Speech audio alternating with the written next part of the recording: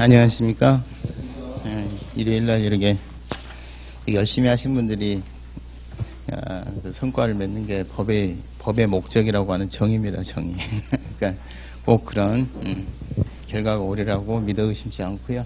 오늘 이 시간에는 이제 전과목을 한 7시간 걸쳐서 쭉 훑습니다. 그래서 사실은 이제 시험에 빈출되는 쪽만 체크를 하시고, 그 다음에 세부적인 설명은 혹시라도 내가 그 부분이 좀 약해 보인다 그러면은 돌아가셔서 점검하는 기회로 삼으시면 됩니다. 그리고 항상 눈이 강조하지만 혼자서 끙끙대고 책 교재 보지 마시고요.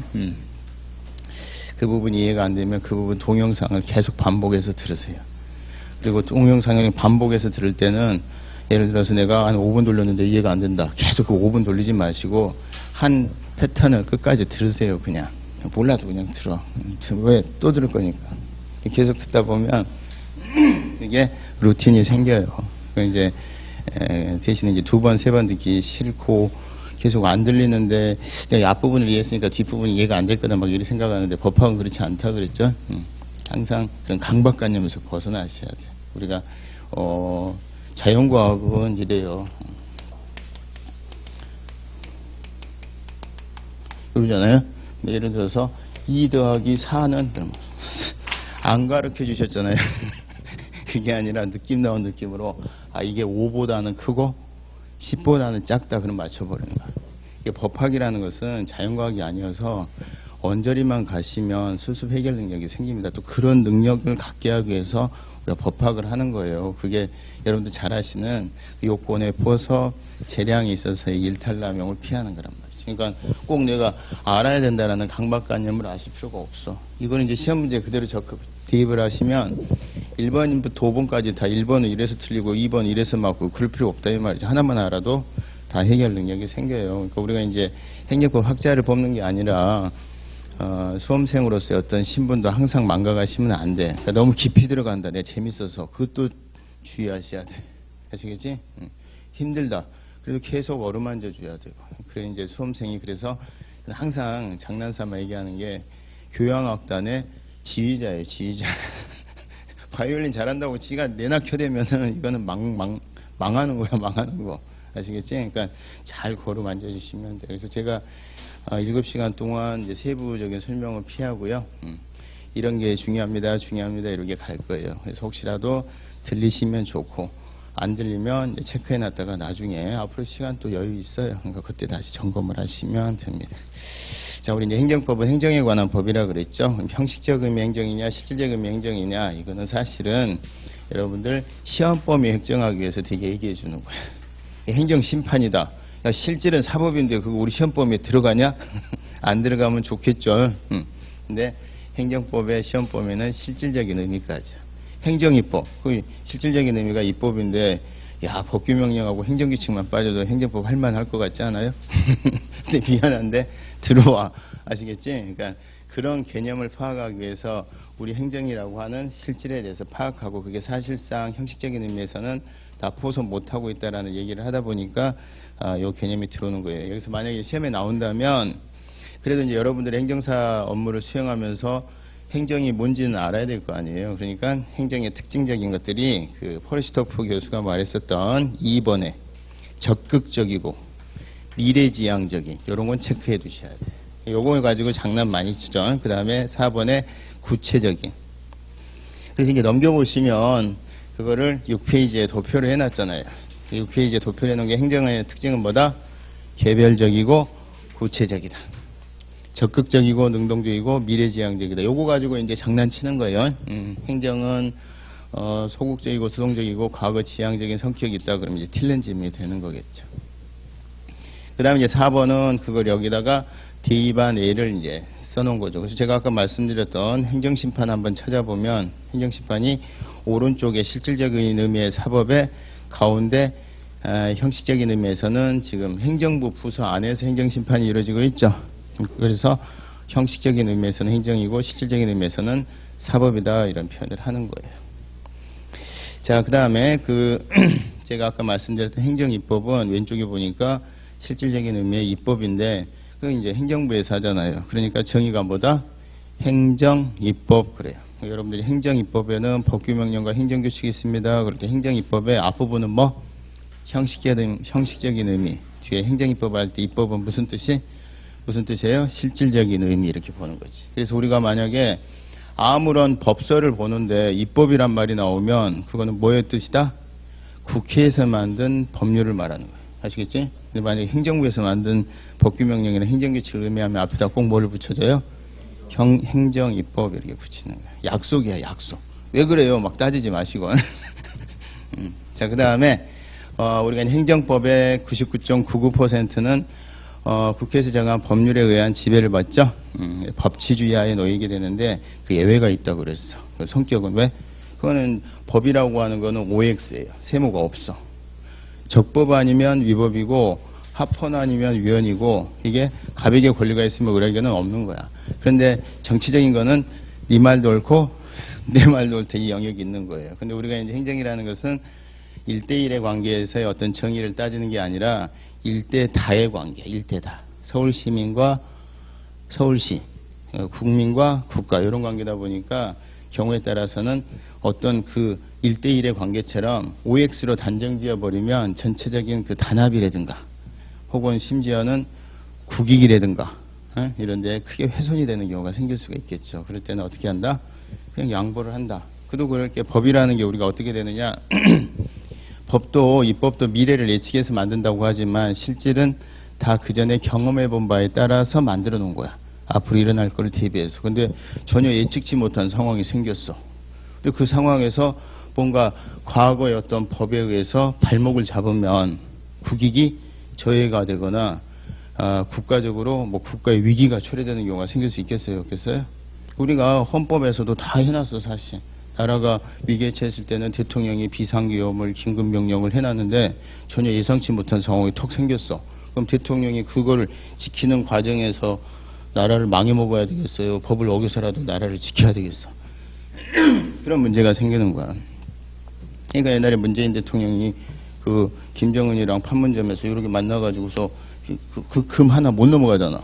우리 현행법상으로 그거 넘어가면 돼, 안 돼? 잠입 탈출 및 국가보안법상 잠입 탈출죄야 그거.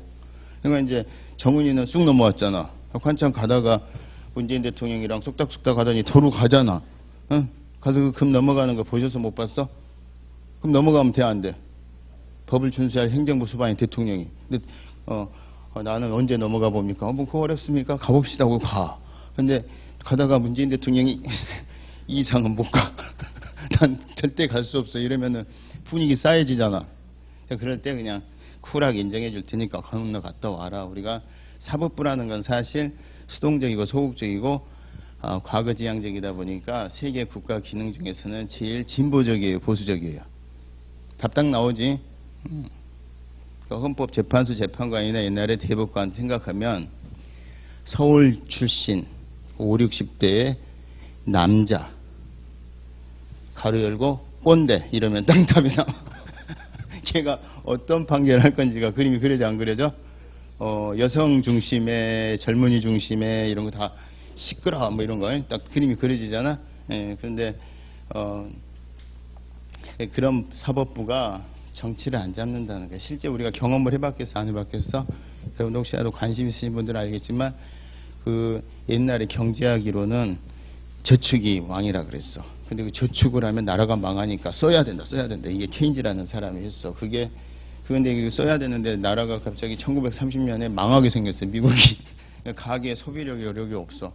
그러니까 정부가 그전까지는 작은 정부여가지고서 밤에 도둑만 잡던 정부가 네가 적극적으로 나서서 풀어라 그랬지. 그래서 테네시강 유역에 막 그 공사를 빌미로 돈을 풀었단 말이에요. 그러니까 그때 오만 경제학자 중에 거의 대부분이 뭐라 그랬어? 미쳤다 그랬지. 그리고 심지어는 미 연방 대법원에서 테네시강 유역 그 사업을 위헌 결정합니다. 근데도 계속 밀어붙였어. 그러니까 뭐야? 지금으로 치면 대통령이 위헌적인 짓을 계속 강행을 한 거죠. 근데 결국은 맞았어, 안 맞았어? 그게 맞았다는 거지. 그러니까 그런 영역을 우리가 꼰대스럽게 발목 잡지 말고 놔주자 하는 영역들이 생기는데 그걸 뭐라 그런다? 통치행위. 그럼 이 통치행위는 속성이 뭐다? 법의 지배로부터 열애예요. 열애. 열애면 그걸 우리가 이제 표현하는 게 이해를 하고 지문에 나왔을 때 우리가 항상 수험생의 신분을 벗어나면 안 되니까 뭐다? 사법 심사가 배제된다가 그 특징이에요. 그럼 그 통칭인지 아닌지는 뭐로 구별하느냐? 정치적 성격이 있는 건데 우리가 이제 법치주의가 좋은 거예요? 통칭이가 좋은 거예요?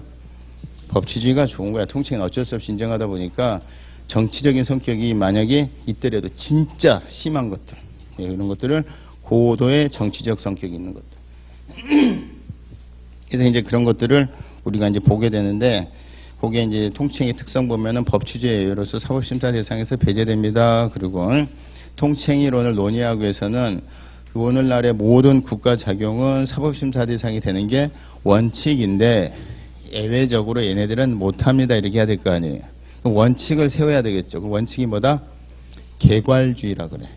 사법심사가 웬만하면 다 가는 걸 뭐라 그래? 개괄주의.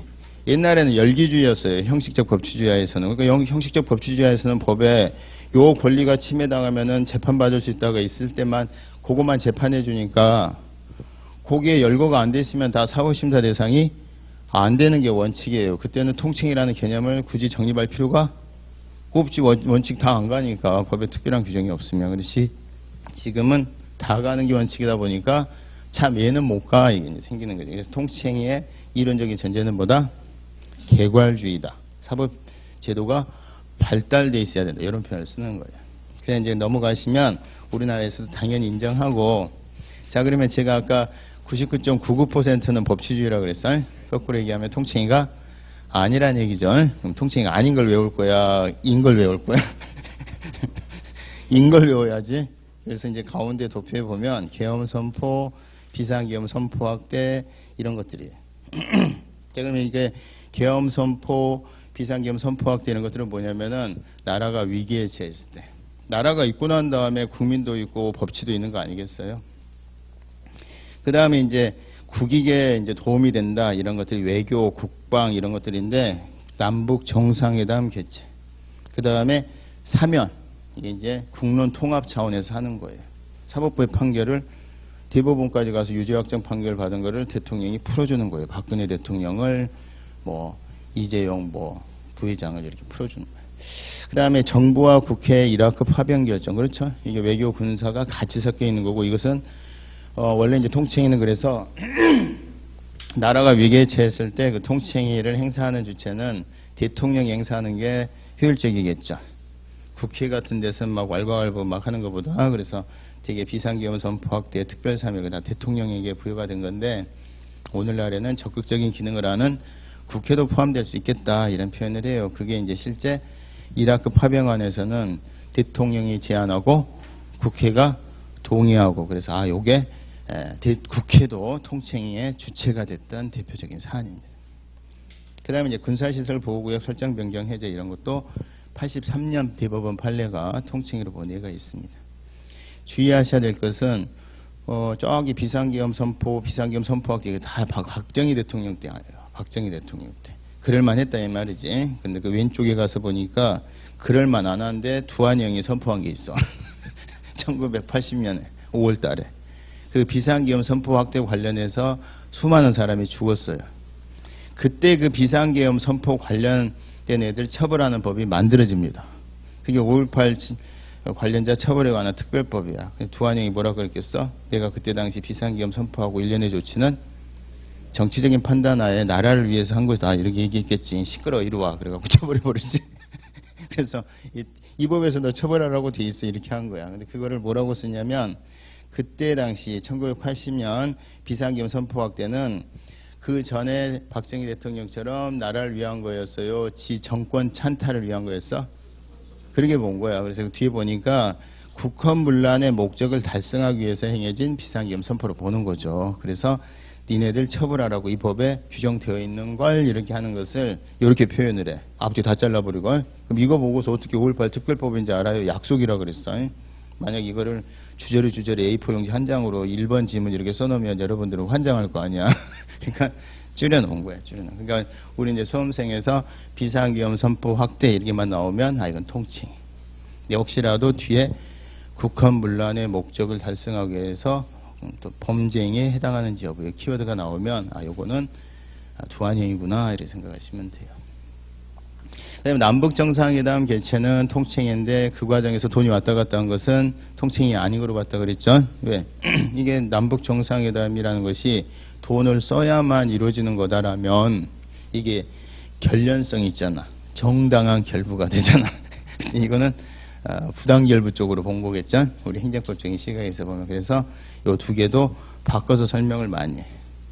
대북 송금 행위는 통칭이로 보았으나 남북 정상회담은 통칭이가 아닌 것으로 봤다든가 아니면 두 개를 다 통칭이로 봤다든가 이렇게 나오면은 고르실 수 있어야 되겠지. 그 다음에 이제 오른쪽에 보면은 통칭이를 어떻게 해서든지 줄여가는 과정에서 통칭이 맞는데 그럼에도 불구하고 심사 할례한 것들이 한 3개 있어요. 그게 하나가 뭐냐면은 이제 나라가 위기에 처했을 때 하는 게 긴급 명령이라는 게 있다 그랬죠. 긴급 명령은 법률의 효력을 갖는 법률 대의 명령인데 이 긴급 명령은 그런 것까지 모르셔도 돼. 헌법에 보면 긴급 명령은 국회가 제 기능을 못해. 그러니까 국회가 집회가 불가능하면 국회에서 법률을 만들어줘야 행정부나 사법부에서 집행도 하고 판결도 하고 그럴 텐데 국회가 집회를 못할 상황이야. 그러면 대통령이라도 나서서 법률을 대신하는 명령을 전방위적으로 만들어라. 그게 긴급 명령이라는 거고 이게 긴급 명령 중에서 재정 경제 분야 있죠. 재정 경제 분야는 뭐 조금 시간 텀이 아니라 그 일각이 중요해요. 나라가 망하고 안 망하고 그래. 막 주식이 막 요동치고 외환이 막 왔다 갔다 할 때는 빨리 조치하라는 취지에서 국회 집회가 불가능할 때 발령하는 게 긴급 명령인데 재정 경제 분야에 있어서는 집회가 불가능한 게 아니라 지금 소집할 여유가 없을 때 집회를 할 여유가 없어요. 그러니까 요건이 훨씬 더 쉬워요, 안 쉬워요? 국회가 지금 못 만들어줘 그게 아니라 국회가 지금 돌아가고 있는데 걔네들 막 이거 아니라고 멱살잡이 아니라고 지금 못 만들어 그러면은 일단 재정경제 분야에 대해서는 명령을 발령을 해도 좋다. 이게 긴급 재정경제 분야에 있어서 긴급 명령을 긴급 재정경제 명령 이렇게 표현을 합니다. 요거를 이제 김영삼 대통령 때 금융실명제에 관해서 발령을 했다 그랬죠. 그럼 요거는 헌재가 우리가 심사 통칭에는 맞지만 국민의 기본권과 밀접한 관련성이 있는 사안이면은 심사할 수 있는 통칭이다 이렇게 본 게 학자들은 이제 상대적 통칭이다 이렇게 분류를 해요. 결과적으로는 좀 짬뽕이죠. 통칭인데도 불구하고 경우에 따라서는 심사가 대상이 될 수도 있어. 왜 경우에 따라서 심사 대상이 될 수 있다는 얘기는 뭐냐면 긴급 재정 경제 명령이 만약에 국가 조직 개편안에 관한 긴급 재정 경제 명령이었다. 그러면은 통칭이로서 국민의 기본권과 관련성이 없는 사안이니까 뭐 한국 금융위원회랑 뭐 공정거래위원회를 뭐 통폐합한다 뭐 요딴 거면은 심사를 안 할 건데 혹시라도 긴급 재정 경제 명령이 어떤 내용이면 국민하고 관련성이 있는 거면 케이스 바이 케이스라고 봤더니 금융실명제에 관한 거야. 그러면 우리가 통장 같은 거 만들 때 불편해요, 안 불편해요? 그러니까 인정을 해준 거다. 그 다음에 그런 것들을 상대적 통칭이라 그래요. 근데 거기에 해당되는 게 개성공단 전면 중단 조치도 여기 해당이 됐고요. 그 다음에 이제 수도가 옮겨가는 문제는 여러분 잘 아시다시피 위헌됐어. 위헌 결정 났다는 얘기는 심사를 했다는 얘기지. 그런데 그 과정에서 이 정도 사안이면 우리 행정 절차적인 측면에서 국민투표 정도는 거쳐야 되지 않았느냐. 절차상의 하자가 있다. 이게 문제가 된 적이 있어. 그럼 그 절차상의 하자가 뭐냐면은 국민투표라고 하는 건데 국민투표는 우리 헌법에 보면 대통령이 안건을 상정을 해줘야 돼. 이걸 국민투표에 부의한다. 그런데 법조문에 보면 부의할 수 있다. 이렇게 되어 있습니다. 헌법 72조에. 우리는 성문법계 국가니까 해석을 해야 되지. 부의하여야 한다로 해석을 할 수 있어. 부의할 수 있다라고 해석이 돼. 할 수 있다라고 되어 있으니까 재량이고.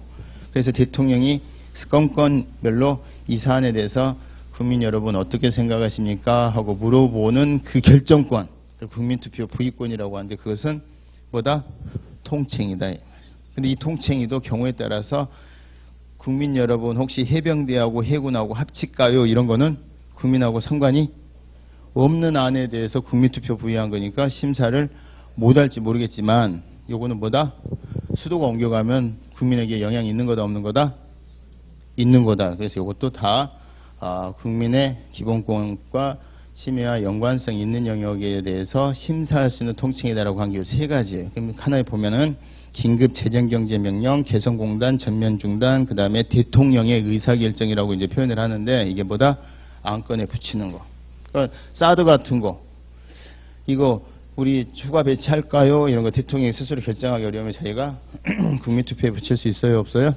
근데 예를 들어서 야 저번에는 더 심한 것도 막 어떤 전직 대통령 붙였는데 너는 왜 더 허접한 것도 붙였는데 너는 안 붙여? 이거 위헌 아니야? 이런 판단 안 하는 영역들이 있다는 얘기지. 그게 대통령의 의사결정이에요. 그래서 요 정도로 정리하시면 돼요. 머릿속으로 생각하시면 뭐다? 그 통칭이 인걸 기억해야 돼? 아닌 걸 기억해야 돼? 인걸. 그러면은 비상계엄 선포. 그 다음에 남북 정상회담. 머릿속으로 한번 생각해봐. 그 다음에 이제 학기 특별 사면. 또 이라크 파병 결정. 근데 비상계엄에서 혹시라도 범죄에 해당하는 이거 나오면 넌 아니고. 그 다음에 혹시라도 비상계엄에 준하는 국가 긴급권 중에 하나가 긴급 재정경제명령이라는 건데 이거는 케이스 바이 케이스로 해서 금융실명제에서 심사를 할 수 있는 통칭으로 본 거고 그 연장선상에서 개성공단 전면 중단, 대통령의 의사결정 이렇게 나옵니다. 그러니까 신행정 수도 건설 및 이전에 관한 문제 그 자체 그러면 이건 통칭이 아니고요. 신행정 수도 주저리 나오는데 뒤에 뭐가 나오면 대통령의 의사결정 나오면 이건 통칭인데 관련성이 있다고 해서 심사를 했던 거고요. 이렇게 기억을 하시겠지? 자, 그래서 그렇게 정리를 해두시고 그 다음에 죄송합니다. 어제 수업을 많이 해갖고 목이 작살이 났어. 안 그래도 시원치 않은데. 제가 왼쪽에 보면은 긴급조치 있죠. 그거는 진짜 중요해.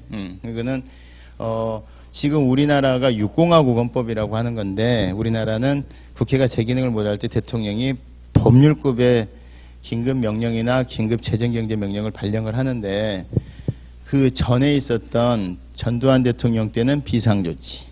그 전에 사공화국 때는 긴급조치 그래서 헌법적 효력을 갖는 것을 대통령이 발령을 했어. 그때 이제 50 때 전두환 대통령은 이제 법에만 규정이 있었고 실제 발령한 바가 한 번이 없었는데 긴급조치는 여러분들이 잘 아시다시피 숱하게 발령이 됐어요. 그래서 그 긴급조치에 대해서는 옛날에는 통칭이라 그래서 심사를 안 했어. 근데 2010년을 전후해서 대법원이 심사를 해버렸어. 종전견해를 바꿔서. 통칭으로 봤다 안 봤다? 안 보고 심사를 해버렸어. 그리고 2013년에 헌재도 나도 아닌 걸로 바꿔. 그래서 서로 바꿔서 심사를 해서 2010년, 2013년 서로 이제 통칭이가 아니라고 해서 심사를 합니다. 근데 문제가 생겼어요. 이 긴급조치가 통칭이로 보다가 통칭이 아닌 거로 보니까 대법원은 뭐라 그래? 대통령령 아니냐 이 말이야. 통칭이었던 긴급조치였다가 통칭성이 없어지니까 이제 명령급이니까 어디서 심사해야 되는 거다. 우리가 최종적인 심사 권한이 있는 위헌위법 명령규칙처에 있어서의 명령이니까 우리가 심사 권한이 있다 이 얘기야. 각급 법원이 심사 권한이 있는데 대법원이 심사할 수 있는 권한의 규범이다 이러는 거고. 여러분 잘 아시다시피 법률에는 진짜 중요한 거는 어디서 정해져야 된다 그랬어? 국회 스스로. 의회 유보라는 개념이 있어. 그러면은 그 법조문을 보면은 진짜 중요한 거, 뭐 죄형 법정주의, 조세 법률주의, 뭐 예를 TV 수신료, 뭐 그다음에 뭐 우리 재개발 같은 거 하는데 동의 정족수라든가 뭐 이런 것들은 어디서 정해져야 돼? 국회에서 정해져야 돼. 근데 긴급조치 내용을 한번 봐라 이 말이야. 내용을 봤더니 어떤 거예요? 영장 없이 체포할 수 있는 거. 뭐 유신에 대해서 이야기하는 자 전부 다 언론 출판의 자유를 근본적으로 침해하는 그런 요소들 아니에요. 그러니까 현재 입장에서 볼 때는 긴급조치라고 하는 껍데기가 벗어졌어요. 이제 통칭이란 껍데기가 벗어졌으니까 심사할 수 있는 앤데 겉에서 보면은 대통령령이니까 이제 대법원이 최종 심사하는 우리 거야 그러고 대법원은 그러고 현재는 뭐라 그래? 그 껍데기가 그게 대통령령인지 그 알맹이를 한번 봐라 이 말이지. 서로 막 내가 일할래, 내가 일할래 그러고 막 싸워. 요거는 이제 기억을 해놔야 돼, 안 해놔야 돼. 그래서 긴급조치에 대해서는 서로 간에 관할이 있다고 지금 다투고 있는 중이다. 그까지는 정도는 기억해 두시면 좋아. 자, 그럼 여기서 이제 챕터는 끝났고요. 그 다음에 통칭에 있어서 여러분 앞으로 넘기면은 또 시험 장난 잘 치는 게 뭐냐면은 여기는 빠졌구나. 그 옆에다가 통칭의 주체 이렇게 통칭의 주체 이렇게 한번 쓰시고요. 통칭의 주체는 그래서 결국은 뭐다? 대통령하고 국회 이렇게 돼요. 근데 이제 거기다가 가로 열고 사법부 가입표 이렇게 써놔야 돼. 사법부는 1심 판결이 통칭이래. 이건 말이야 막걸리야 이렇게 되지. 무슨 말인지 아시겠지? 근데 통치행위 판단 주체 이렇게 나오면 뭐예요? 판단 주체 이렇게 나오면 통치행위인지 여부를 판단하는 주체는 어디다? 그건 사법부야. 왜? 통칭이라는 것은 법의 여력이기 때문에 법의 규정이 거의 없는 경우가 대부분이죠. 따라서 통칭인지 아닌지는 법원에서 심사하다 말고 야 이거 정치적 성격 완전 세서 나 못하겠는데 그러면 열애가 되는 거야. 그래서 통칭이 판단 주체 이렇게 나오면 사법부고 통칭이 주체 그러면 무슨 뜻이에요? 통칭이를 실제 행하는 주체 뜻으로 봐서 적극적인 기능을 하는 행정부 대통령과 국회다 이렇게 기억을 하시면 돼요. 그래서 판단 주체란 말 나오면 조금 긴장하셔야 돼. 지문에. 자, 그 다음에 통칭의 한계는 법적인 책임으로부터 자유롭다는 것이고요. 정치적인 책임은 져야 돼, 안 져야 돼? 져야 돼. 자, 지나갑니다. 9페이지 가서 보면은 행정법은 조직 작용 구제에 관한 국내 법규. 장난 한번 쳐볼까요? 조직 동그라미 치고 행정법 강론. 작용, 뭐야, 작용? 작용에 일반 플러스 특별 이렇게 써. 일반 작용은 구급 공무원들 시험 대상이 되는 행정법 총론. 그 다음에 특별 작용은 뭐야? 일반 작용 중에서 행정법 총론에서는 침익적, 수익적 여러 개만 얘기하는데 야 그래도 이제 7급 이상이면 좀 가오가 서는데 조금 자세히 해봐야지. 그래서 강론에 가면은 침익적의 대명사 뭐 경찰 행정, 수익적 행정의 대명사 뭐 급부 행정. 그래서 와 그러면은 쟤네들 7급이니까 진짜 열심히 공부하나 보다고 들어가서 보면 별 내용 있어 없어? 그냥 대충 조금 써놓고 말죠. 그걸 뭐라 그래? 특별행정작용 그래. 근데 거기 어디로 빠져 있어요? 우리 시험 교과서로는 행정법 강론에 빠져 있지. 그 다음에 구제 어디 있어요? 구제. 구제 옆에다가 동그라미 치고 전속 플러스 가치 이러겠어. 무슨 뜻이에요? 전속 보장은 뭐야? 원상회복 시켜주는 거죠. 그러니까 영업정지가 당하기 전으로 돌려주는 거야. 그러니까 6개월 영업정지 받았는데 가서 영업정지 처분을 취소를 해서 영업을 하게 해주는 거지. 근데 이미 이제 그 사이에 뭐 몇 달간 영업 못한 부분은 어떻게 해야 돼?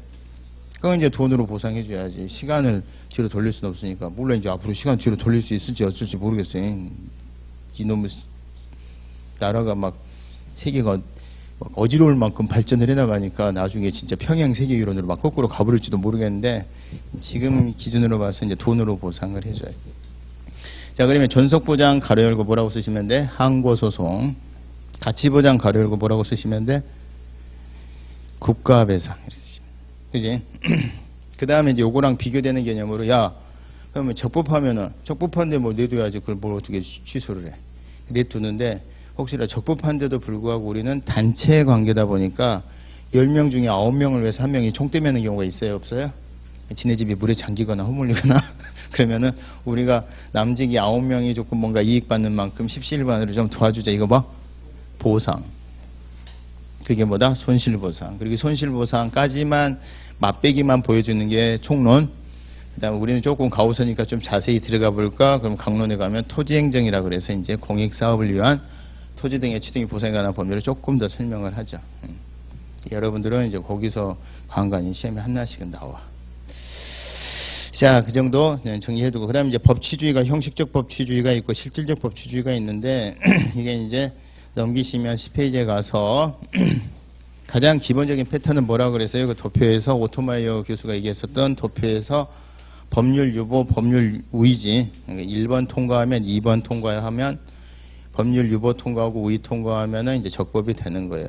그 다음에 그 앞에 법률의 법규 참고력은 앞에 그 법률 유보할 때 법률 우위할 때 법률 요거를 이제 얘기해 주는 거죠. 그래서 법규범 중에서 국민의 영향력이 있는 것은 법규는 법규라 그러는데 그건 뭐로 창조하는 게 원칙이다? 헌법도 아니고 명령도 아니고 그래서 법률이다. 그래서 만약에 이제 오토마이어라는 교수가 이제 헌법을 강조했으면 헌법 유보, 헌법 우위 이렇게 됐겠지. 근데 이제 법률 유보, 법률 우위 이렇게 해서 이 두 가지가 여러분 이제 2차 사고방식 할 때 의의 쓰고 근거한 게 위반시 구제수단 결어 이게 항상 머릿속에는 이제 딱 짜여져 있어야 돼. 2차 혹시라도 한 번씩 봐셨던 분들은. 자, 그 다음에 우리가 이제 실질적 법치주의에서는 이게 조금 수정이 됐다 그랬죠. 그래서 법률의 법규 창조력에서 조금 더 철저해진 게 포괄임금 같은 게 금지가 됩니다. 그 법규는 어떤 법규여야 된다? 법률은 포괄이익 같은 것이 허용되지 않는 법률. 그 다음에 법률 유보는 옛날에는 침익적인 행정만 근거 있어야 된다고 그런데 이제 실질적 법치주의에서는 수익적인 것도 다 이런 시행착오를 겪어서 좀 더 넓히자는 분위기 하에 그러다가 오늘날에는 그렇게 형식적으로 분류하지 말고 중요하냐 안 중요하냐로 분류하자. 그러다 보니까 진짜 중요한 거는 꼭 어디에 있어야 된다? 법률에 있어야 된다. 이게 이제 중요사항 유보설, 본질성설. 그래. 우리나라도 그거 채택하고 있죠. 그 다음에 이제 법률 우위 원칙은 옛날에 형식적 의미하에서는 이 법률을 절대시했는데 알고 보니까 이 법률이 미친 법률도 나오더라 안 나오더라. 히틀러 때 이제 뭐 수권법 이런 게 나오니까 내용까지도 봐서 상위규범인 헌법에 어긋나면 죽이자. 그래서 이제 법률 우위 원칙이 내용적으로 헌법에 합치된 법률이 행정보다 위에 있다 이런 표현을 쓰는 거지. 그래서 합헌적 법률 우위 그러고 그 특징은 이제 그 법률이 헌법 위반되면 죽여버리겠다 안 죽여버리겠다? 죽여버리겠다. 그래서 위헌법률 심사제라는 게 나와요. 그러니까 위헌법률 심사제가 있는 나라는 다 무슨 법치주의를 채택하고 있는 거예요? 실질적 법치주의. 실제 이제 형식적 법치주의 나라는 없다 그랬어. 정은이도 뭐라 그래? 실질적 법치주의라 그래. 북한 서적에도 당연히 나와. 지켜져 안 지켜져? 안 지켜지지. 중국도 실질적 법치주의를 실현하고 있다고 그래. 걔네들. 근데 나중에 재판할 때 보면은 검사 몇 년 구형에 판사 몇 년 선고, 집행 날짜까지 정해져서 위에서 내려와. 어디서? 인민의 뜻을 대변하는 유일한 당인 공산당의 명의로. 그게 법치주의야, 공산당주의야. 걔네는 공산당이 법으로 봐. 그러니까 우리는 이제 국민이라는 개념은 국민들이 어떤 뜻을 갖고 있는지 그거 모르니까 추정을 해, 추정을. 그러니까 추정을 하니까 국힘당이 생각하는 국민의 뜻과 민주당이 생각하는 국민의 뜻이 다를 수가 있죠. 그래서 여기는 복수정당제가 보장이 돼. 자유진영 체제는. 근데 장작 루소 견해가 뭐냐면 일반 의지라고 하는 게 다수의 뜻이 항상 옳다는 거야. 여기처럼 다원화된 거를 인정을 안 해. 그럼 여기서는 51대 49면 49는 포용의 대상이야. 죽여야 돼, 안 죽여야 돼? 얘네들이 지금 잘못된 걸 떼쓰고 있잖아. 그러니까 얘네들은 죽여야지. 그러니까 소수라는 개념이 있을 수가 없어. 그러니까 얘네들은 당도, 국민의 뜻을 대변하는 당도 2개 이상해야 돼, 하나 해야 돼? 그 당에 어긋나는 애들은 다 뭐야? 고사포로 쏜다, 이 말. 그러니까 우리는 국회의사당이 어떻게 돼 있어요? 원탁으로 돼 있어. 선생님 원탁 아니던데, 반원이던데. 에이씨, 뒤에 안 보이잖아, 국회의장이. 반원으로 돼 있는 거. 여기는 어때? 여긴 강당이지. 그래서 이번에 저기 화성 메토 쏠라 그러는데 찬성하는 대의원 손 드시라요. 늦게 들었잖아. 제 고사포. 늦게 들면 고사포야? 일반 의지에 반하는 거니까. 무서워 안 무서워? 걔네들은 그런 뜻이야. 인민의 뜻이 당의 뜻이고 당의 뜻이 당 대표의 뜻. 그러니까 인민의 뜻을 공산당이 대변하고 공산당의 뜻을 당 대변인이 얘기를 하는데 그 당 대표가 누구다? 정은이야. 그 정은이 말은 거꾸로 얘기하면 공산당의 뜻이고 인민의 뜻이야. 고사포 싸움. 곰곰이 생각해보니까 말은 많은데 이게 군주 주권이랑 똑같은 것 같은데 이렇게 되는 거지. 법 재밌어요. 나중에 이제 행정사 하시면서 심심할 때 법 봐. 그리고 제가 이제 추천하건데 행정사 되시고 나서서 블로그를 하나씩 키워. 저는 이제 공무원 친구들한테도 항상 하는 얘기가 공무원 될 때까지는 힘든데 공무원 되고 나서의 뭐 100분의 1의 여력으로 애완견 하나 키우듯이 블로그 하나 이렇게 키우라고. 그래서 이제 예를 들어서 내가 꽃에 관심이 있다. 근데 나 그 공무원이야. 꽃 블로그 계속 키워. 공무원이니까 계속 정보 접근 잘해. 그리고 그거는 어느 날 갑자기 확 일어나는 게 아니거든. 그래서 계속 키워나가다 보면 어느 순간 이제 그 분야에 이름이 명성이 알려지게 되고 뭐 대학 같은 데서 특강도 하고 이러다 보면요. 이제 지금이나 되니까 이렇게 조금 뭐 특별 채용에 대한 의심이 많아서 그런데 왔다 갔다 하면서 대학 교수도 하고 공무원도 하고 또 그 교수 하다가 와서 또 공무원도 하고 그게 국가 경쟁력이야. 실제 외국 가서 보면은 우리 그 교수님이 항상 제 지도 교수님이 하는 얘기가 거기서 국제적으로 그냥 우리 구급에서 엄청 노력하신 분인데 외국은 그게 있다는 거예요. 지금 이제 앞으로는 AI가 다 할지 어쩔지 모르겠는데 저기 우리나라로 치면 해남 구급 공무원이 뭐 이스라엘 무슨 뭐 형법엔 최고야. 듣도 보도 못한 뭐 파푸아 뉴기니 민법에는 최고야 이게 있는 거야. 그러니까 국제 무슨 막 회담하다가 갑자기 파푸아 뉴기니 민법이 생각이 나는데 우리는 지금이야 이제 뭐 AI 돌리면 되지만 옛날에 없잖아. 그러면 갑자기 막 본국으로 통보하면은 우리는 고려하는데 모르는 건 다 몰라. 5급 공무원이나 뭐 4급 공무원. 다 관심은 있는데 모르는 거는 다 몰라. 근데 거기는 다 장인들이 하나씩 박혀 있어, 안 박혀 있어? 그게 국가 경쟁력이라는 거죠. 그거 하나씩 해서 다른 건 몰라도 파푸아 뉴기니 민법에 관한 영동이가 최고야. 그러면 끝나는 거야. 그런 걸 하나씩 가지시라고. 나중에 행정사 되셔서도 하나 자꾸 뭐 행정사 돈만 막 여기 뭐 달러 표시가 돼 있고 이거 하지 말고 자기만의 어떤 거를 블로그를 키워요. 그러면은 그 분야의 행정사. 행정이 국가 전 분야인데 뭐 꽃만 있겠어? 나는 축구를 좋아해. 다 연관될 수 있다니까. 그래서 무슨 한 분야에 있어서의 그 전문 그러면 이제 끝나는 거야. 근데 두루두루 몰라. 그러면 맨날 동네 전방 변호사 하는 아니 그 전방 행정사 하는 거야. 집안일 대소사 일만 하고. 자, 그 10페이지 맨 밑에 가면은 독일의 뭐 칼카르 결정을 보실 필요 없는데 헌재 보니까 TV 수신료하고 납부 의무자 보면 거기 옆에다가 지방의회 유급 인력수 이렇게 하나 쓰시고요. 지방의회 유급 인력수. 그 다음에 재개발 동의 정족수 이거 하나 써놓으세요. 지방의회에 유급 공무원 인력들을 두는데 그 정원은 반드시 법률로 정해져야 된다. 뭐 별로 중요한 것도 아닌데 그러겠어요. 우리 대법원이. 그 다음에 하나가 재개발 같은 거 하는데 사실 여기 사는 지금 여러분들 다 재개발 조합원이라고 생각을 해봐. 여기 다 재개발 동의하겠습니까? 싫어하는 사람도 많을 거 아니야. 근데도 예를 들어서 몇 분의 몇이 하면은 이 재개발을 진행할 수 있을 것이냐. 이게 진행이 된다는 얘기는 반대하는 사람의 의사에 불구하고 진행이 된다는 얘기잖아요. 이런 것들 어디서 정해져야 된다? 뭐 정관으로 뭐 안 돼. 뭐 법률로. 혹시라도 이제 TV 수신료 정도 나오면 반드시 맞추시고. 나중에 문제 풀 때 나와요. 너무 지금 뭐 조급해하지 마시고. 그 다음에 11페이지에 가서 성문법의 법원, 우리는 성문법원이에요. 그 다음에 이제 불문법원으로서 행정관습법도 있고, 그 다음에 판례법, 판례법은 법원이 아니죠. 우리나라는 판례법이 법원인 체계를 취하고 있지는 않습니다. 그래서 우리는 판례법이 법원이 아니고, 다만 그 동일한 사건에 대해서는 하급법원에 이제 귀속력이 있다. 이건 뭐예요? 기속된다라는 뜻이 1심 법원에서 불복해서 2심에 가는데 2심에서 결과가 뒤집어졌어. 1심 판결을 깨고 재판 다시 하고 빠꾸시켰다는 얘기지. 그러면은 1심에서 잘못 판단한 전제를 2심에서 깨고 돌려보냈으면 2심은 그걸 존중을 해야 된다, 안 해야 된다?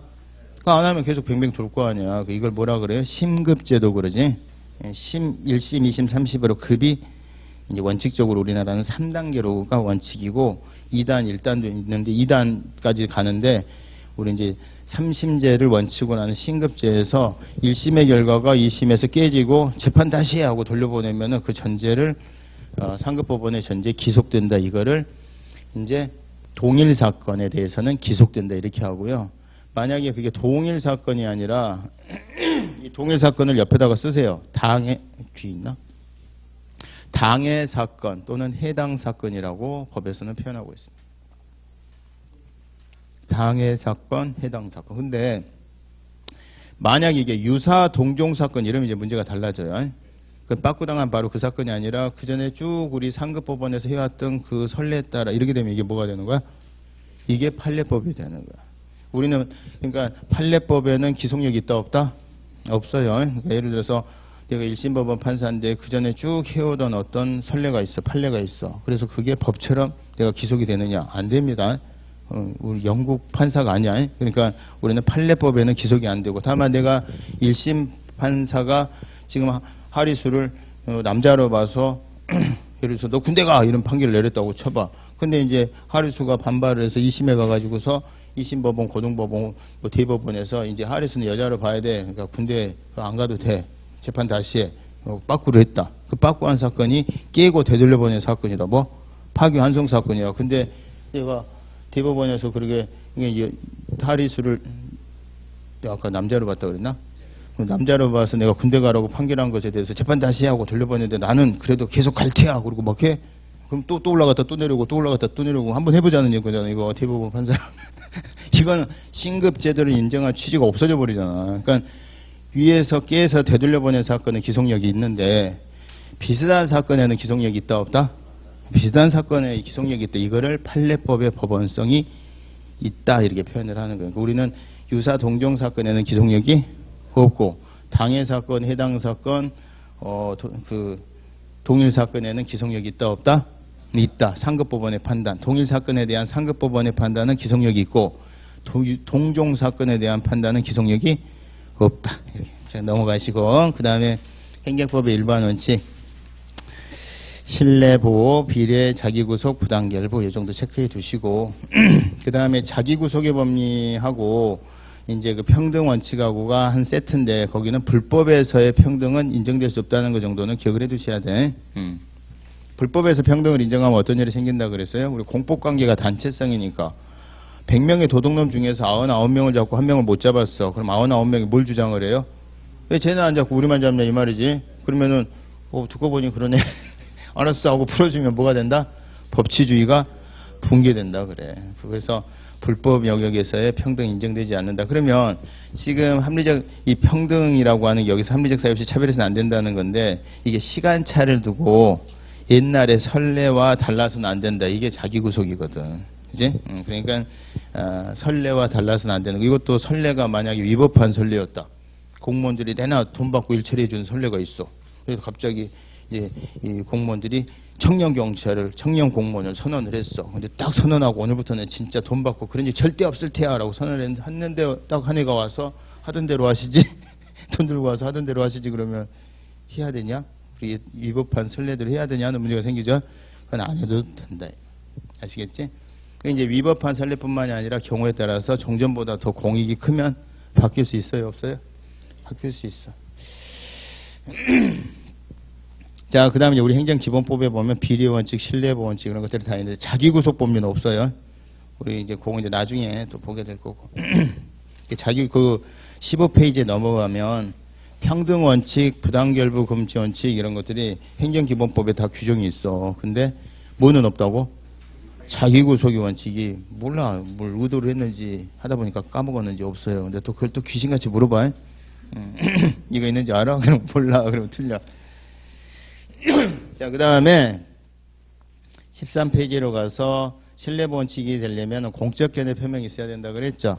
공적견해 표명은 어떻게 해야 된다?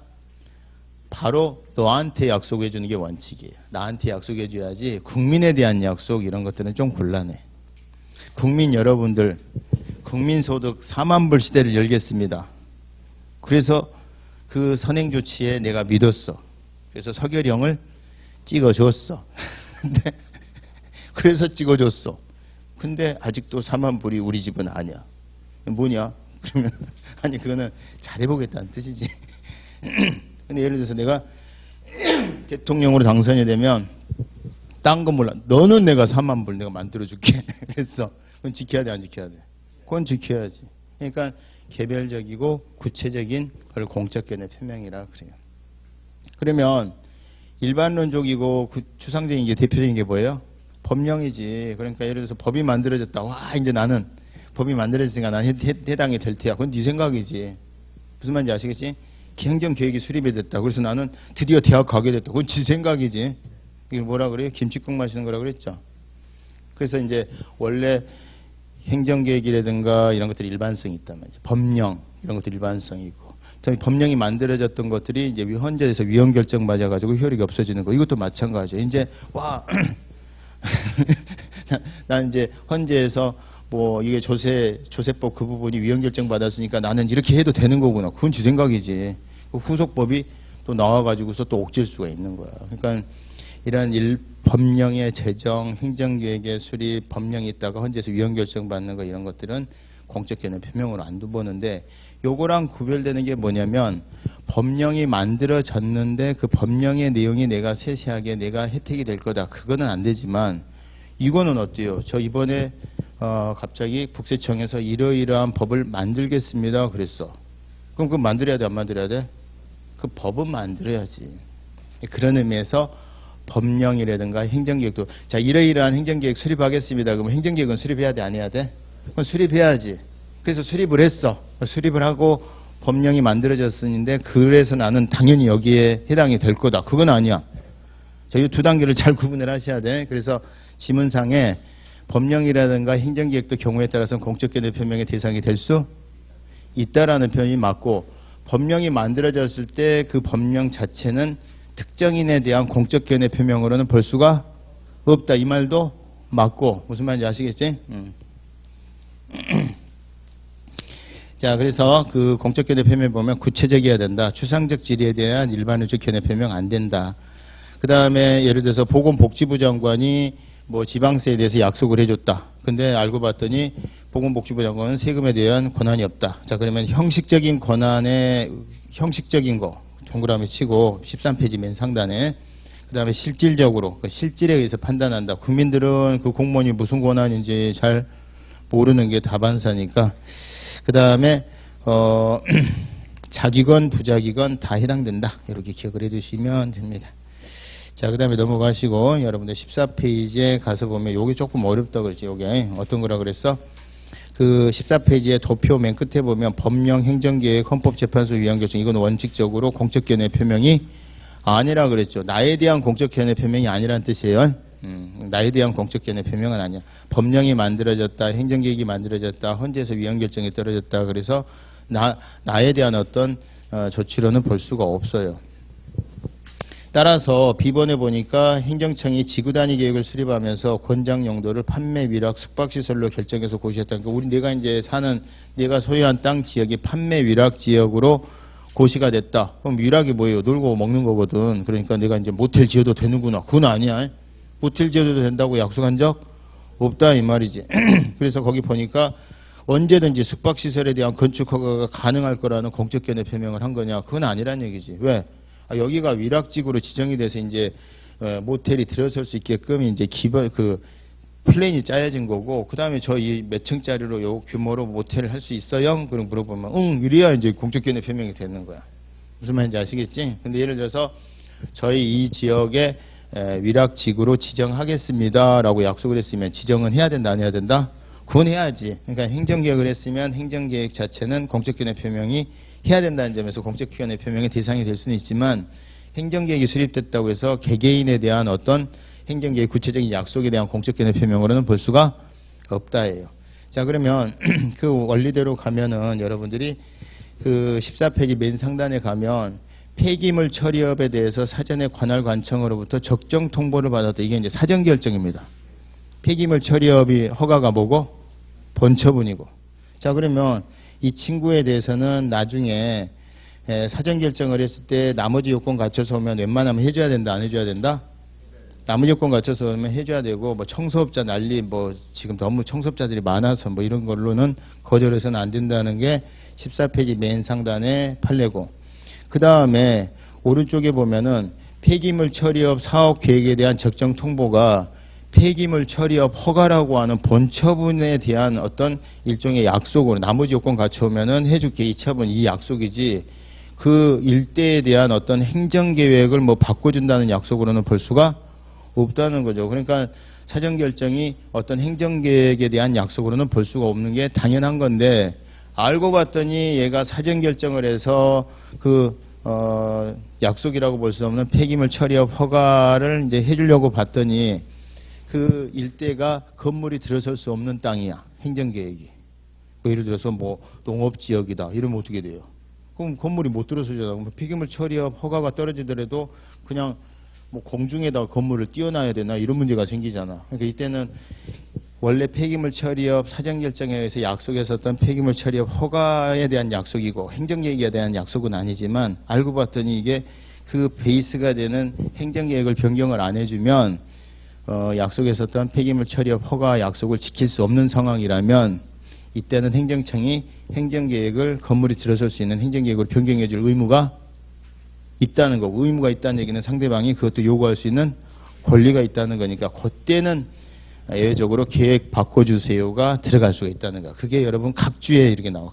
각주에 나오는데 그게 어떤 표현으로 나오냐면, 원래 폐기물 처리업 사전결정은 폐기물 처리업 허가에 대한 약속으로 볼지언정 행정계획에 대한 약속으로는 볼 수가 없는데, 혹시라도 그 행정계획이 변경이 안 되면 원래 약속했었던 본 처분을 지킬 수 없는 상황이라면 이때는 계획도 변경해 줘야 된다, 안 해줘야 된다? 해줘야 돼. 그게 이제 국토이용 계획 변경 신청을 거부하는 것이 실질적으로 당의 약속했었던 처분을 자체를 거부하는 결과가 될 때 실질적으로 처분을 거부하는 효과가 생길 때 이 표현이 나오면은 이걸로 보셔야 돼요. 이 세 개를 잘 기억하시면 어떻게 된다? 사전 결정은 폐기물 처리 허가에 대한, 물론 이제 나머지 요건을 갖추고 왔을 때 그에 대한 약속이다. 그리고 요것은 행정계획에 대한 약속으로는 볼 수가 없다. 하지만 경우에 따라서 요 약속을 지키려다 보니까 요게 변경이 돼야 될 만한 상황일 때는 요거 바꿔서 해줄게 라는 의미로 해석을 한다는 뜻으로 이해를 하시고, 이해를 한 다음에 지문을 막 읽어야 돼. 제가 항상 하는 얘기가, 아는데 틀려갖고 온 친구들 보면은 아는데 지문이 계속 바꿔 있구나. 내가 그렇게 얘기했잖아. 뭐 내가 이렇게 뭐 넥타이를 메고 나오는데 나 알아. 근데 갑자기 내가 뭐 이렇게 오징어 게임에 그 초록색 추리닝 입고 가니까 처음 뵙겠습니다. 이러고 틀려버리지. 뭐 뭘 입고 나오더라도 고쌤 이래야지. 처음 뵙겠습니다. 이러면 틀리는 거야. 그러니까 그렇게 하려면 뭐 해야 된다 그랬어요? 부지런히 자주 읽으셔야 돼. 내가 안다 그래서 덮어버리면 안 돼.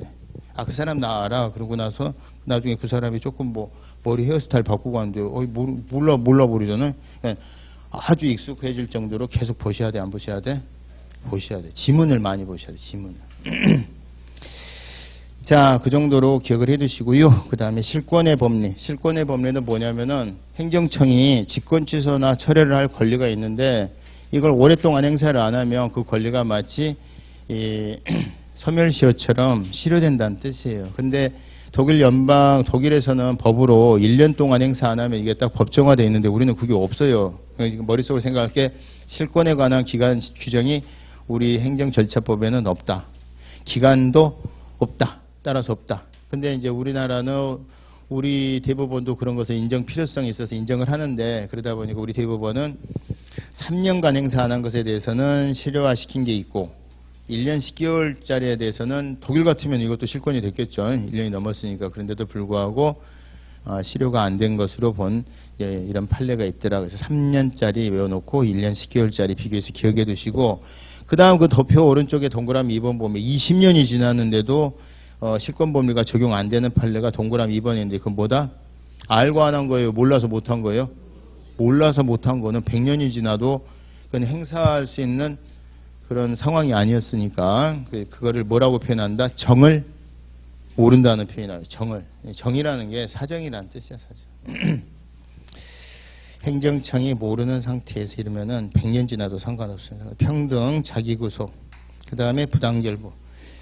그 다음에 이제 사실은 신의성실하고 권리남용은 여러분 잘 아시다시피 여러분 민법 하시니까 어디 법에 있어요? 민법에 있는 거고, 그것이 사건, 민법에는 있지만 민법에서의 말하는 권리남용은 사건을 염두에 둔 거죠. 근데 이건 이제 공권까지도 확장할 수 있다 없다? 공권력도 남용되면 안 되니까 이렇게 우리가 해석을 해왔던 거여서, 이게 신의성실 권리남용 금지 원칙은 행정법의 원칙이라는 얘기는 공법상의 원칙이라는 뜻이야. 그러니까 사법상의 원칙과 좀 다르다는 뜻이지. 그러니까 똑같으면 우리가 뭐라 그러냐면은 법 일반의 원칙이라고 표현을 해요. 근데 이게 행정기본법에 들어왔어. 그래서 행정법의 기본 원칙이 하나다 이렇게 표현을 하는데 저는 반대입니다. 정확하게 하려면 어떻게 해야 돼? 이 행정법의 기본 원칙이 아니야. 이거는 법 일반 원칙이지. 평등 원칙은 평등 원칙은 공법상의 원칙 맞아. 생각해봐. 이거는 공법관계는 단체성이니까 합리적 사유 없이 차별하면 돼, 안 돼? 안 되면 위법이라는 거야. 그런 법이 어디 있는데 없어도 위법이라는 거야. 불문법상이 무슨 원칙에 반해서? 평등 원칙에 반해서. 근데 사법상이 어때? 사법상에 평등 원칙이 있어. 내가 얘기했잖아. 내가 우리 마누라 생일이라고 케이크 사갖고 가다가 곰곰이 생각해보니까 내 첫째 사랑, 둘째 사랑이 기억이 나. 갑자기 이렇게 합리적 사유 없이 차별하면 안 되는 거 아닌가 이런 생각이 들어. 그래서 가서 케이크를 2개를 더 샀어. 그래서 옛날에 첫 번째 사랑, 두 번째 사랑, 참고로 얘기하면 지붕이 세 번째란 얘기지. 머리 다 쥐뜯겨. 내가 지금 적법한 뭔가 권한 행사 아니야. 사적 자체는 지가 좋은 대로 하는 거야. 지가 좋아하는 사람 잘해주고 지가 좋아하는 선택하고 그러는 거예요. 그러니까 이게 공법의 원칙하고 사법의 원칙이 헷갈리면 우리가 뭐를 못한다 그래?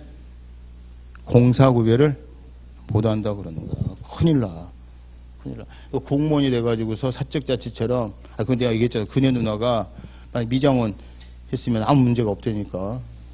내가 아는 저기 순실이, 내가 미장 원장이야. 근데 막 머리 만져주면서, 이 회장 머리 만져주면, 이 회장 요즘 좋은 저기 뭐야, 재단 하나 있는데 거기다가 좀 기부 좀 하려? 어떤 재단인데? K스포츠야. 어때? 알았어. 그 기부했어. 아무 문제 없어. 근데 내가 공무원이면 어떡해? 공무원이면 이게 문제가 사단이 나는 거야, 이게. 더군다나 공무원의 지위가 위로 올라가면. 그러니까 지금 하나같이 다들 공무원, 사무원이 아니라 무슨 시험? 공무를 담당하는 공무원 시험에는 공법의 특색을 그러니까 자치가 아니라 법치라는 걸 가르쳐주는 과목이 들어가야 돼, 안 들어가야 돼? 그래서 행정법이 전 과목에 다 들어가는 거야, 공무원 시험 문제는. 공무와 관련된 시험에서는, 자격증과 관련된 시험에서는. 근데 이게 행정법이 그냥 부류의 역사가 좀 있죠. 저희 대학 선배였던 명박이 형님이 사적자치에서 뼈가 굵으신 분이잖아. 그 사적자치 중에서도 제일 치열하다는 건설 분야에서 뼈가 굵으신 분인데 이런 씨 없애버려 이랬잖아요. 뭐 고등학생들 빨리 공무원 좀 되게 하라고 뭐 사회과학 그걸로 다 대체해버렸어. 선택 과목으로. 그래서 그때 당시 채용된 애들이 어떻게 되는 거야? 이제 걔네들이 이제 40대, 50대 행정에 중추가 될 때쯤 되면 이제 난리가 나는 거야. 그게 행정 계획이 잘못됐을 때 병폐야. 대학 입시 계획이 잘못됐을 때 당장이 안 나타나. 걔네들이 사회 중추를 만들었을 때 이제 사회가 난리가 나는 거야. 보나마나 걔네들은 공사 구별하겠어, 못 하겠어? 딱 보니까, 내 친구가 여기 입찰에 응했어? 그럼 여기 하겠지? 자치니까. 큰일 나요, 큰일 나. 아시겠지? 여러분들 사실 그런 친구들 있잖아. 공무원 안 되는 게 우리 국민에게서도 행복이고, 되면, 그런 친구가 되면 걔도 불행해지는 거야. 가만히 보세요. 여러분들 보시면은, 지금 명박이 형이나 그네 누나는 공사구별을 못해서 사단이 생긴 거야, 다. 명박이 형은 이제 막, 이거 하신 거 아니야. 그네 누나는 멍 때리고 그냥 옆에 있는 애들한테 휘둘린 거고. 서결이 형은 이제 법 잘 하시겠지. 검사 출신인데. 근데 이제 서결이 형이 좋아하는 우리 사모님께서 그걸 잘 구별을 못 하시는 것 같아. 근데 또 예정은 엄청 좋으신 것 같아. 죽으나 사나 내 마누라. 피곤. 그 뒤에 얼른 하고 좀 쉽시다. 16페이지에 우리는 불문법의 원칙 봤어. 비례 평등 다 봤지만 우리는 무슨 법계 국가다? 상문법계 국가. 상문법이 만들어지면은 지역적인 효력은 우리 영토 내에서, 그 다음에 대인적 효력은 우리 국민, 밖에 나가 있는 우리 국민에게 적용이 되고, 시간적 효력은 장래외연 대신에 소급은 허용해서는 안 된다지. 그게 17페이지 상단에 가서 보면 소급 금지 원칙이라 그래요. 소급 금지 원칙 할때 그 소급은 무슨 소급이야? 아무 말 없으면 진정 소급이야. 진정 소급은 원칙적으로 허용되는 게 아니고, 원칙이라는 얘기는 뭐가 있다는 얘기예요? 예외가 있지. 그 예외가 국민에게 기쁨을 주거나 기쁘지도 슬프지도 않거나 침익적이라 하더라도 공익이 너무나 큰 경우는 허용이 됩니다. 그 대표적인 예가 딱 두 사례야. 응? 그 5.18 특별법하고 친일재산 환수. 친일재산 환수가 두 건 있습니다. 한 건은 아예 친일재산 뺏는 거였고 원인행위시로 소급해서 우리 현재가, 하나는 일본 그 지주들이 내뺄 때 1945년에 갑자기 막 무조건 항복하고 그러니까 걔네들이 그 옆에 있는 그 머슴 놈들하고한테 그냥 땅 양도 계약 맺어놓고 도망갔단 말이야. 이제 뭔가 안정화가 되면 돌아오려고 그 계약 다 무효로 하는 그 법률이 그 판결이 하나 있어. 다들 친일재산 환수에 관한 거 건 두 개, 5.18에 관한 거 하나, 이래서 진정소급 두 개 있다고 생각하시고, 그 다음에 이제 부진정소급은 걸쳐져 있는 거라 그랬지. 그건 원칙이 허용이에요. 거꾸로입니다. 그러면 이제 우리가 진정소급이다 부진정소급이다 아무 말 없으면 진정소급으로 보는데, 혹시라도 구별할 때는 표현이 나오는데 그게 무슨 표현이다? 다 끝난 것에 대해서 적용할 때는 진정소급. 그래서 기성사실, 완성된 사실, 완결된 사실, 종결된 사실, 이런 표현이 나오고, 부진정소급은 걸쳐져 있다는 점에서 항상 무슨 표현이 나와요? 진행 중, 계속 중, 이 표현이 나와요. 그 다음에 이제 우리가 그러면은 법이 시작되는 시점은 소급은 원칙적으로 금지고 장래요인데, 장래요와 관련해서 그 구체적인 시점은 언제냐? 공포한 날로부터 대부분의 경우에 며칠 정도의 텀을 줘요? 20일. 혹시나 침익적이면은 며칠?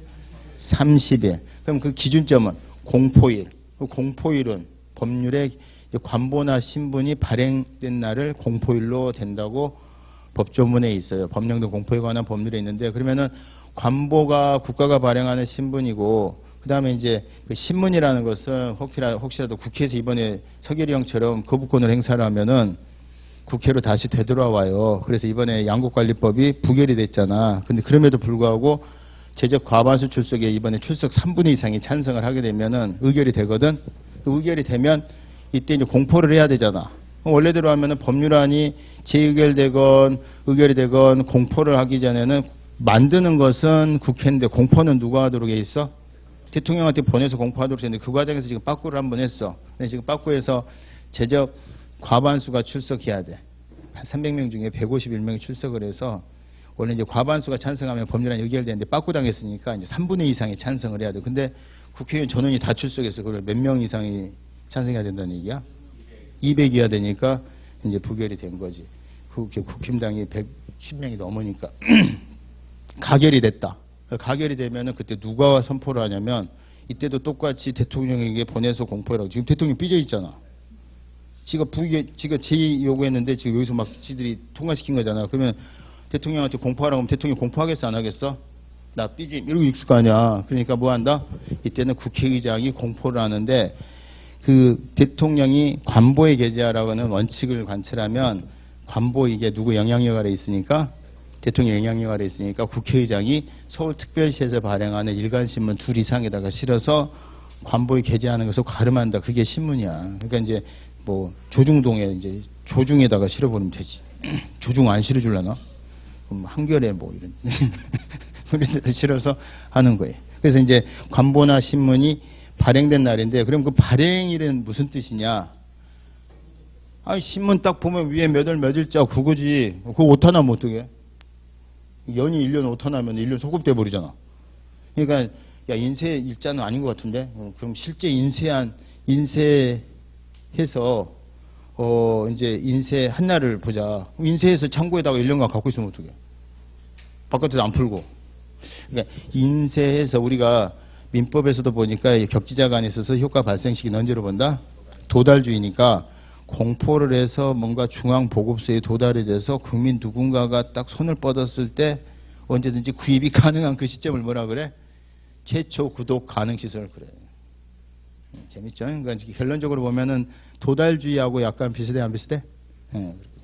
근데 이제 표현을 막 그렇게 쓸 뿐이야. 그래서 이제 법령 그러니까 이제 그럼 다시 한번 정리하면 어떻게 된다? 관보나 신문이 발행된 날 최초 구독 가능시를 기준으로 일반적으로는 20일이 지나서 장려요. 왜? 그 사이에 당혹스러운 거야. 침익적이다. 30일.